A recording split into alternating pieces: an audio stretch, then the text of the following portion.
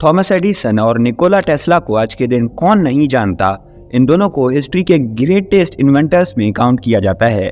Thomas Edison, जिन्हें mostly light bulb के invention के लिए जाना जाता है, और निकोला टेस्ला को अल्टरनेट करंट के डेवलपमेंट के लिए जाना जाता है। लेकिन ये दोनों अपने लाइफ्स के दौरान बहुत अच्छे दोस्त भी थे और बहुत इंटेंस राइवल्स भी। लोग आज के दिन कहते हैं कि लाइट बल्ब निकोला टेस्ला ने बनाया, लेकिन एडिसन ने उनके डिजाइन को चोरी किया और लाइट बल्ब को बनाने का पूरा क्रेडिट ले लिया। लेकिन सवाल ये उठता है कि एक्चुअली में इन दोनों के बीच में क्या राइवलरी थी और इन दोनों ने आखिर क्या क्या किया। चलिए समझने की कोशिश करते हैं आज के इस वीडियो में।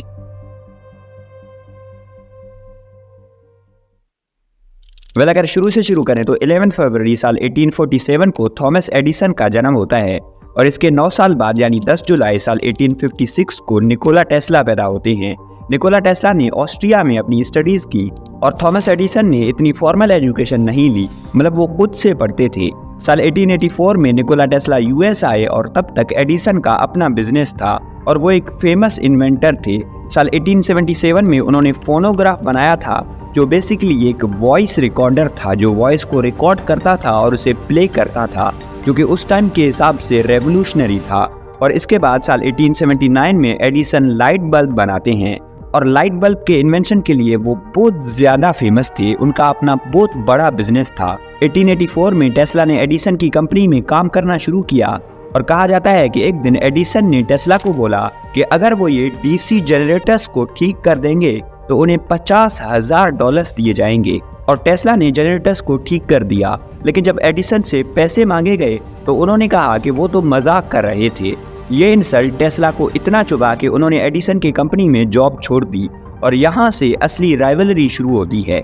इसके बाद निकोला टेस्ला को कोई भी अच्छी जॉब नहीं मिल रही थी और वो काफ़ी टाइम तक फाइनेंशियली स्ट्रगल करते रहे और हालत इतनी ख़राब थी कि उन्हें मजदूरी तक करनी पड़ी थी। लेकिन इस सब में एक बहुत बड़ा टर्निंग पॉइंट आता है साल 1887 को, जब टेस्ला ने अल्टरनेट करंट पर चलने वाला इंडक्शन मोटर बनाया। बेसिकली ये एक मोटर था जो अल्टरनेट करंट पर चलता था और ये पहली बार था कि अल्टरनेट करंट को इतना एफिशिएंटली यूज़ किया गया। इससे पहले भी एसी को यूज़ किया गया था, लेकिन इतनी एफिशिएंसी के साथ कभी भी किसी ने भी इसे यूज़ नहीं किया था। इसके बाद टेस्ला ने वेस्टिंगहाउस के साथ मिलकर अपने अल्टरनेट करंट से और ज़्यादा चीज़ें बनानी शुरू करी, जो एडिसन को बिल्कुल पसंद नहीं आया। अभी मसला ये था कि एडिसन का पूरा बिजनेस डीसी सिस्टम पे चलता था। एडिसन ने डायरेक्ट करंट पर बहुत ज़्यादा पैसा इन्वेस्ट कर रखा था, लेकिन अब डायरेक्ट करंट का कंपटीटर आ चुका था। एडिसन को ये इतना बुरा लगा कि उन्होंने पब्लिकली एसी को डिसरिस्पेक्ट करना शुरू कर दिया। उन्होंने पब्लिकली जानवरों को अल्टरनेट करंट देना शुरू किया ताकि ये साबित किया जा सके कि अल्टरनेट करंट डेंजरस है। और ऊपर से एडिसन ने इलेक्ट्रिक चेयर बनवाया जिसमें अल्टरनेट करंट को यूज़ किया गया, सिर्फ ये दिखाने के लिए कि अल्टरनेट करंट डेंजरस होता है, और लोग इस सब पर बिलीव भी करने लगे थे। लेकिन इस सब में एक टर्निंग पॉइंट आता है साल 1891 को, जब निकोला टेस्ला पब्लिकली आकर अपने बॉडी से अल्टरनेट करंट को पास करके दिखाते हैं, ये दिखाने के लिए कि ये सेफ होता है। एडिसन ने झूठ बोला है। यहाँ पर गैस बल्ब्स को वायरलेसली चलाकर दिखाया गया, जो कि मैजिक लगता था। इसके बाद टेस्ला एक नेशनल सेलिब्रिटी बन चुके थे और अल्टरनेट करंट को बहुत ज़्यादा बूस्ट मिला। इसके बाद साल 1893 में वो मोमेंट आता है जब टेस्ला और उनके अल्टरनेट करंट सिस्टम को दुनिया के सामने एक हिस्टोरिक विक्ट्री मिलती है। ये था शिकागो वर्ल्ड्स फेयर, जिसे वर्ल्ड्स कोलंबियन एक्सपोजिशन भी कहा जाता है। पूरे अमेरिका के सबसे बड़े इंजीनियर्स और बिजनेसमैन इस इवेंट का पावर कॉन्ट्रैक्ट लेना चाहते थे, जिसमें थॉमस एडिसन भी शामिल थे। लेकिन इसका कॉन्ट्रैक्ट निकोला टेस्ला को दिया गया। टेस्ला ने पूरे इवेंट को अल्टरनेट करंट से पावर कर दिया। हजारों लैंप्स एक साथ जलाए गए बिना किसी इशू के।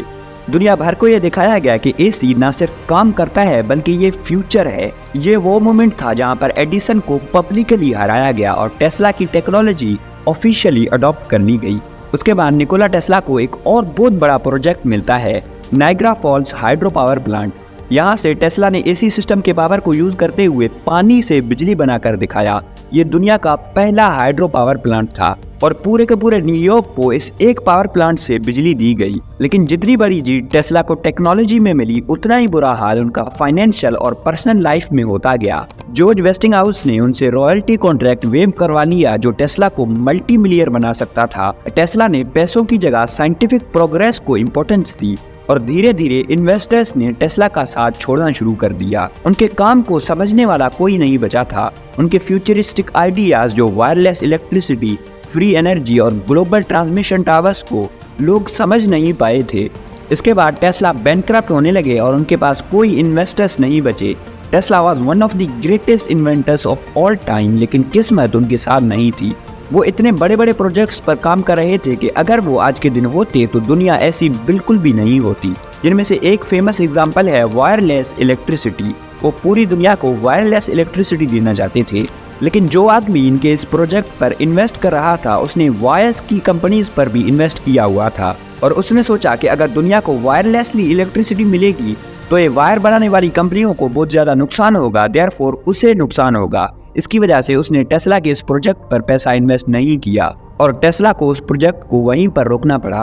टेस्ला ने अपनी बाकी लाइफ न्यूयॉर्क के एक होटल में गुजारी और 7 जनवरी साल 1943 को एट द एज ऑफ 86 उनकी डेथ हुई ड्यू टू हार्ट फेलियर। इसके अलावा 18 अक्टूबर साल 1931 को थॉमस एडिसन की डेथ हुई थी at the age of 84 due to diabetes. अगर आपको कोई कंफ्यूजन है तो आप मुझे कमेंट्स में बता सकते हैं। Thank you.